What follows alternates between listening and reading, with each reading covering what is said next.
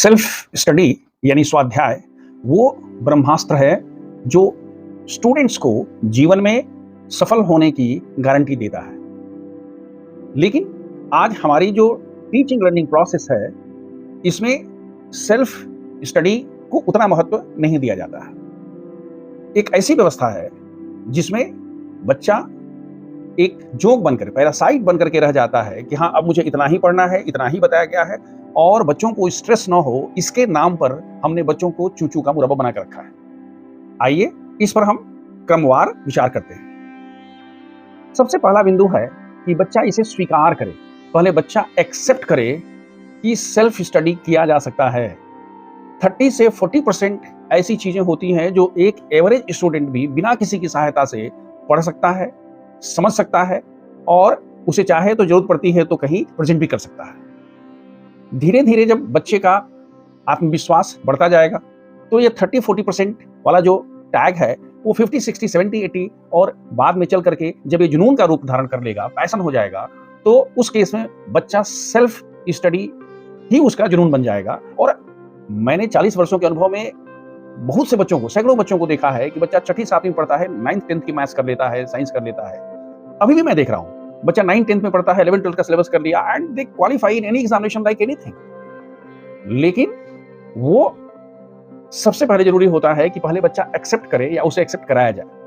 अगर बच्चा एक्सेप्ट कर भी लेता है तो दूसरा बिंदु होता है उसके सेल्फ मोटिवेशन का, कि बच्चा उत्साहित है क्या, अपने से उत्साहित है क्या। देखिए, बच्चा सेल्फ मोटिवेटेड नहीं होने वाला है, लेकिन मोटिवेशन से सेल्फ मोटिवेशन पर पहुंचा जा सकता है और इसमें पेरेंट्स का और टीचर्स का बहुत ही महत्वपूर्ण रोल है, वेरी इंपॉर्टेंट रोल।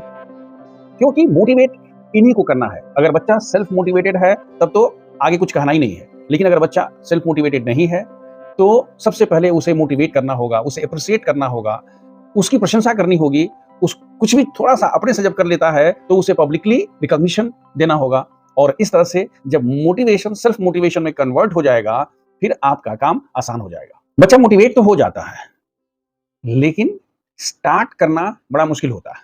बच्चे स्टार्ट ही नहीं करता है। और कोई अगर हम एज ए पेरेंट और एज ए टीचर हम स्टार्ट भी करना चाहते हैं तो हम पहले चैप्टर से शुरू करते हैं। कोई जरूरी नहीं है, बच्चे को पढ़ने को पलटने दीजिए, किताबों की पढ़ने को पलटने दीजिए और बच्चे को जो कुछ भी आसान लगे, जो उसे लगे कि हाँ भाई ये मैं अपने से कर सकता हूँ, वो लास्ट चैप्टर भी हो सकता है, वो बीच का कोई चैप्टर हो सकता है, कोई टॉपिक हो सकता है। उस तरह से बच्चे को पहले धक्का देना पड़ेगा, स्टार्ट करना पड़ेगा। क्योंकि भाई अगर आप गाड़ी भी स्टार्ट करते हैं तो थोड़ा सा आप मारते हैं ना, तो थोड़ा सा स्टार्ट कर दीजिए।